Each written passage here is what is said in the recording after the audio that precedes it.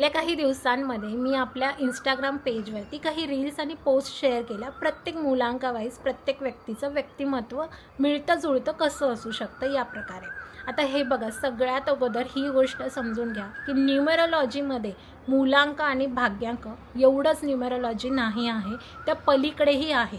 जो न्यूमरोलॉजिस्ट तुम्हाला फक्त मूलांक आणि भाग्यांक याच्यावरूनच तुमच्या पूर्ण आयुष्याचं प्रेडिक्शन किंवा मग ॲनालिसिस करून देत असेल तर ते पूर्णपणे चुकीचं आहे. प्रोफेशनल जो न्यूमरोलॉजिस्ट असतो तो तुम्हाला तुमच्या बर्थ डेटवरून 13 लेयर्सचं ॲनालिसिस करून देत असतो.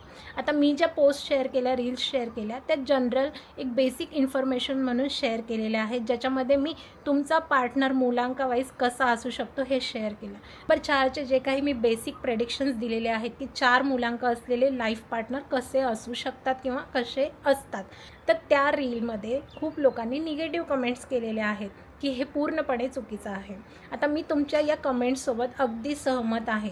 प्रत्येक व्यक्ती ही मूलांकाने आपण कधीच जज करू नाही शकत आणि केलीही नाही पाहिजे, कारण प्रत्येकाचं बर्थ डेट, नेम, व्हायब्रेशन आणि त्याचं पूर्ण आयुष्याचं आपण जर व्हायब्रेशन बघितलं, सगळ्यांचं वेगवेगळं आहे. आपण फक्त एखाद्याच्या मूलांकावरून त्या व्यक्तीला जज करू नाही शकत.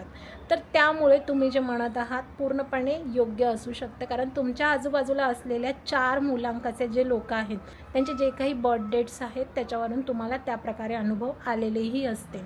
सो असं नाही की कुठला नंबर चांगला आहे किंवा कुठला नंबर वाईट आहे. प्रत्येक अंक हा आपल्या आयुष्यामध्ये एक विशिष्ट ऊर्जा देत असतो.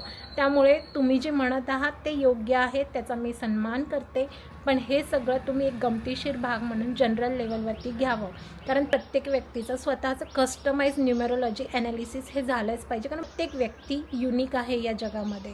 सो तुम्हाला जर स्वतःचं करायचं असेल असं डीप ॲनालिसिस आणि योग्य गोष्टी जाणून घ्यायच्या असतील किंवा तुमच्या घरातल्यांच्या, तर तुम्ही व्हॉट्सअपवरती आपल्याला मेसेज करू शकता आणि तुमची अपॉइंटमेंट बुक करू शकता आणि त्या रील आणि पोस्टला तुम्ही एक गमतीशीर भाग म्हणून बघून सोडू शकता.